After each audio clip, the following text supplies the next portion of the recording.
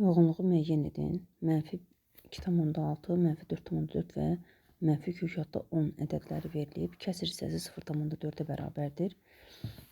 Burada -2,6 ümumiyyətlə ədədin kəsr hissəsini tapmaq üçün onun tam hissəsini tapırıq. -2,6 -2 ilə -3 ədədlər arasında yerləşir. Tam hissə ədədin özündən kiçik olduğu üçün -2,6 çıxılsın. Tam hissəsi -3 olacaqdır. Da bizə verir 3 çıxılsın 2,6, yəni cavab edir 0,4. Deməli, kəsir hissə 0,4-ə bərabərdir. 1-ə uyğun gəlir, deməli, A variantı. Həmçinin tam hissəsi 3-ə bərabərdir. Deməli, 1-ə C də uyğundur. Birinci A və C artıq seçildi. İkinciyə baxaq.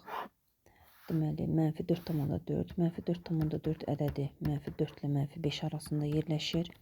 Tam hissəsi olacaq -4,4 çıxılsın, -5 olduğu üçün kəsir hissəsi olacaq. Deməli, 5-dən çıxırıq 4,4 edir 0,6. Deməli, 2-yə uyğun gəlir. 1-ə A və C-ni yazmışdıq. 2-yə uyğun gələcək. Kəsir hissəsi 0,6-ya bərabərdir Y variantı və tam hissəsi -5-ə bərabərdir B variantı. Deməli, B və Y də ikinciyə uyğundur. B-ni və E-ni də seçmişik.